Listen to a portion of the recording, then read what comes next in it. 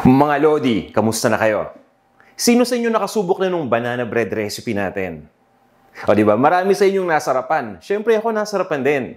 Pero sa tingin ko, more on the sweeter side yung ginawa natin dati. Pero ang gagawin natin ngayong araw na to, mas i-improve natin yung version na yon. Mas lesser ngayon yung sweetness at mas okay rin yung consistency. At ang mas maganda pa dyan, gagawa pa tayo ng isang level up na banana bread sa pamamagitan ng paglagay pa ng mga extra ingredients. Sa makatuwid, 2 loaf ng banana bread ang ating gagawin. Kaya wag na natin patagalin pa. Umpisa na natin.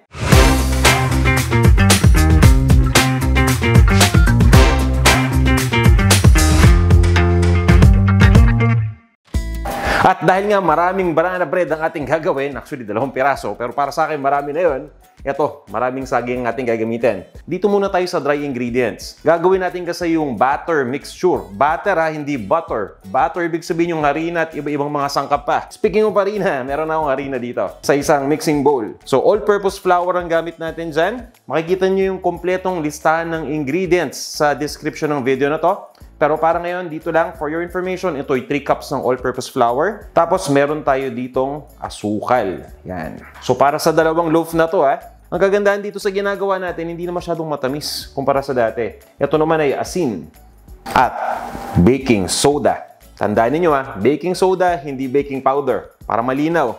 So, ang ginagawa ko ay pinagsasama ko lang lahat ng mga dry ingredients. Haluin lang natin mabuti yan. Yan. Gumagamit lang ako dito ng wire whisk para mas mapadali yung trabaho natin. Kung meron kayong hand mixer or electric mixer, bahala kayo kung gagamitin niyo yan. Pero pagdating sa mano-mano, I'm sure na hindi kayo mahihirapan. Konting exercise naman, di ba? Total, kakainin din naman natin ito mamaya, at least may pambawi tayo. At ako nga pala, yung oven natin, na-preheat ko na yan to 350 degrees Fahrenheit. Ngayon naman, yung saging naman. Paano nga ba natin ito i-mash? So meron ako ditong mixing bowl na mas malaki. Yung saging na gusto natin, yung hinog na hinog. So nakikita ninyo, ganito yung saging, may itim. Akala ninyo, hindi na pwede, Parang, ay, kadiri naman, kasi marami ng lamog-lamog yan. Mas masarap nga yan, actually, kasi mas matamis. Pabayaan nyo na isama yung lamog. Huwag lang yung sobrang lamog. Ito mga ganyan, okay lang yan. Medyo lamog na nakatulad nito. Ito yung pagkakataon na hindi na natin isasama. Basta importante dito, hinog na dapat yung saging. So, pagsasama-samahin lang natin lahat dito sa mixing bowl. Kung gusto ninyong damihan yung saging, okay lang. Nasa sa inyo yan. Basta para sa recipe natin, either 2 piraso ng malalaki na saging or 3 piraso na katamtamang sukat lang. Ito na yung saging. Okay. Next, kailangan na natin itong i-mash. Meron ako ditong potato masher para mas madali. Pero, pwede rin kayong gumamit ng tinidor. So, kung nahirapan kayo sa tinidor, maghanap kayo ng potato masher para mas madali. Kung wala, magtsaga na lang tayo sa tinidor. Yan, di ba? Mas madali na mash yung saging. Ang gagawin ko naman ngayon ay pagsasama-samahin ko na yung mga wet ingredients. Okay, ano-ano ba yan? Eto, mantika. So, hindi tayo gagamit ng mantikilya for this recipe. Ang gagamitin natin ay itong cooking oil, okay? So, ang gamit ko ay canola oil. Pwede kayong gumamit ng vegetable oil. Para sa akin, mas okay ito na makatulong para maging moist itong ating banana bread. Pagkatapos niyan, maglalagay tayo ng vanilla extract. So, may magtatanong, Kuya, pwede bang gumamit ng vanilla essence? Siyempre, pwedeng-pwede yan. Actually, ang vanilla extract at vanilla essence, magkapareho lang ng amoy yan. At yung lasa, siyempre, pareho lang din, Ang pinaka-totoo dyan yung vanilla extract dahil talagang galing yan sa totoong vanilla bean. Yung vanilla essence naman, kumbaga, ginawa lang yan para maging substitute sa vanilla extract. Dito sa ating gagawin, kailangan natin ng 2 pirasong large egg sa bawat loaf pan. Yan, once na makrack na natin yung eggs, paghahaluin lang natin yung mga ingredients, Gagamitin natin uli yung ating wire whisk. Haluin lang natin mabuti yan. Nandito na yung mga wet ingredients na halo na natin. Ilalagay na natin yung dry ingredients. Pero hindi natin ilalagay at the same time lahat, Mga 1/3 lang muna. Hahaluin lang natin. So kung medyo nahihirapan na tayong maghalo dito sa wire whisk, pwede na tayong gumamit ng spatula. Ito na yung another 1/3 ng mixture. Darating yung point na hindi na natin mahalo mabuti gamit ang wire whisk. So, okay lang yan. Once mangyari yan, kukunin ko na yung aking spatula. Ito na yung panghahalo natin. Ifo-fold natin itong mixture. At ilalagay ko na lahat. Once ma-fold na natin, ilalagay ko na yung kalahati nitong mixture dun sa isang loaf pan. Ito magiging basic na banana bread. At yung matitira naman, maglalagay lang tayo ng extra ng mga sangkap. Naku, magugustuhan nyo to. Yan, so at this point, okay na. Nahalo na nating mabuti. Kuha lang ako ng isang loaf pan. Importante sa loaf pan na nag-grease muna natin ito. O nilalagyan natin ng mantika or butter yung paligid para hindi dumikit yung ating banana bread once na maluto na. Gumagamit lang ako ng cooking oil spray sa dalawang loaf pan natin. At bukod dito sa cooking oil spray, pwede kayong gumamit ng regular lang na cooking oil. Ilalagay nyo lang sa tela or sa paper towel. Pagkatapos ay ipupunas lang natin dun sa ating loaf pan. Pwede ring melted butter. So marami tayong alternative ingredients. Huwag kayong maglala. So dito sa unang loaf pan, ilalagay na natin yung kalahati nitong mixture.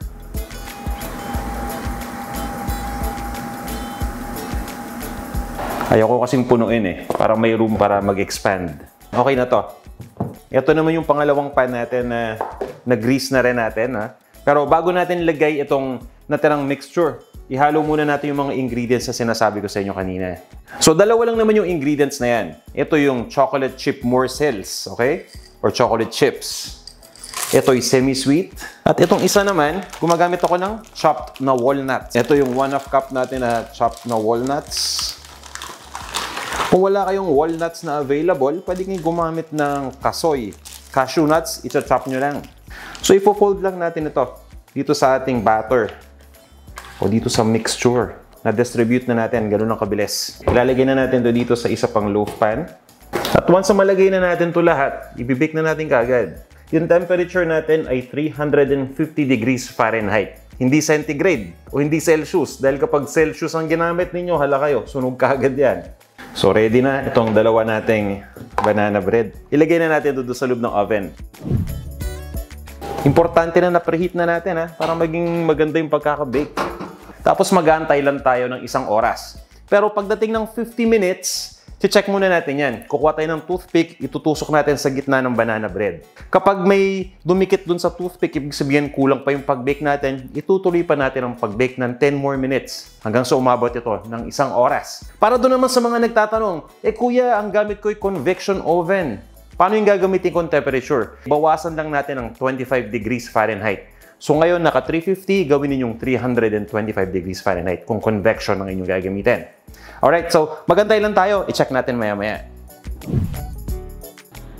So guys, yung temperature ng oven natin, minsan pa iba-iba yan, Hindi tayo magkakapareho ng oven temperature. Kaya importante pa rin na i-check natin ito palagi. Ngayon ay nasa 40 minutes na tayo ng pag-bake. Gusto ko lang ma-check yung itsura. Uy, maganda na. So yan, kita nyo naman, di ba? Maglalagay lang ako ng toothpick. Ito yung toothpick test natin. Itutusok ko sa gitna. Yan. So may dumikit pa. So ibig sabihin, lulutuin pa natin ng konti. And obviously guys, since may nilagay tayong additional ingredient dun sa may chocolate, syempre, maaaring mag-iba ng oras yan sa pag-bake dahil mas marami yung laman. So itong nauna ay okay na. So okay na siya. So 40-minute mark. Para maiwasan nating masunog, tatanggalin ko na to kagad. Okay. Yan, tuloy lang natin ang pag-bake pa. Ito, i-check na natin. Nasa 50 minutes na to na nasa oven. Gusto ko lang i-check agad para maiwasan natin na masunog. So, let's see. Yan. Halos okay na. So, pabayaan ko na lang to dito ng mga 2 minutes siguro. Tapos, tatanggalin ko na siya. So, eto na. Yung isa pa natin na banana bread. Ito yung may chocolate at meron ding walnuts. Parchment paper. Nalagay ko na dyan sa ibabaw. Yan. Tapos tatanggalin lang natin dito sa lalagyan. Since nalagyan na natin ng oil kanina, so makikita ninyo kung gaano kabilis. Ingat lang dahil dumudulas. So ganyan lang kabilis, right? Tapos ilalagay ko na dito. Ipapa-cool down muna natin itong 2 pirasong banana bread. Okay? So ganyan lang kabilis. Tama-tama lang yung pagkakaluto natin. Di ba? Nakita naman ninyo. Mas gusto ko sa banana bread, alam nyo, yung nilalagay mo na sa refrigerator, yung naka-chill bago mo kainin. Para sa akin, mas masarap yung ganun. Kayo ba? Mas gusto nyo ba yung bagong luto na mainit-init pa? O yung malamig galing sa fridge? Pa-comment naman. Tsaka antay din tayo. Check natin ito maya-maya. Isa-slice na natin. After mga 25 minutes, eto na yan. So, oras na para ma-slice natin. Itong banana bread naman kasi, makikita natin yung kagandahan dyan. Once na matanggal na natin yung dulo na part. Para makita ninyo kagad yung gitna. So, eto na ha. So, yan na. Para malapit, para makita ninyo. So, yun yung itsura na yan sa loob. Yan, diba? So, eto. So, kita nyo naman, diba? Sobrang moist actually. Tapos may konting crunchiness kasi yung nasa dulo, di ba? May texture. Pero yung mismong banana bread natin, panalong-panalo yung pagkaka-moist. Yung isa naman, ito namang banana bread na merong chocolate at nuts. Tingnan naman natin. Sa bandang gitna tayo mag-umpisa para makita ninyo yung makapal na part. Yan. Ito, close up nung mas malaking part. So, ito yung magiging itsura ng bawat slice ng banana bread natin. So, yan, di ba? Ito yung napakasarap, no? Lalo na kapag nagkakape tayo. Tikman naman natin to, ah. Wow. Ito yung isa sa mga rason kung bakit talagang gusto ko yung banana bread. Kasi napakadami nating pwedeng gawin para mapasarap ito. Don't get me wrong, ah. Yung basic recipe natin kanina, na una kong tinikman, okay na yon. Mas na-improve pa natin dahil nga binawasan ko yung asukal. Ngayon, para sa akin, tamang-tama lang yan. Ang ganda pa ng consistency. Pero nung nilagyan ko ng chocolate at ng walnut, mas naging okay. Tamang-tama in a way din dahil nagdagdag tayo ng konting sweetness from the chocolate. So, halos okay lang din siya. Hindi siya talaga naging sobrang tamis. Tapos meron pa tayong texture, saka yung lasa from the walnut na wow, panalong-panalo talaga. Grabe ang sarap. Alam nyo guys, pwede nating ipang negosyo itong recipe na to. Kaya subukan ninyo, no?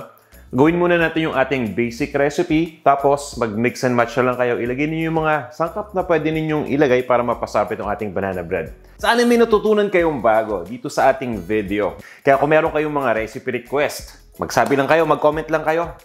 At sana huwag nyo kalimutang i-thumbs up tong video na to at i-share na rin. Guys, doon na naman ako sa next video. Na-excite ako sa mga susunod nating gagawin. Kaya magkita-kita tayo ulit, ha. Hanggang sa muli.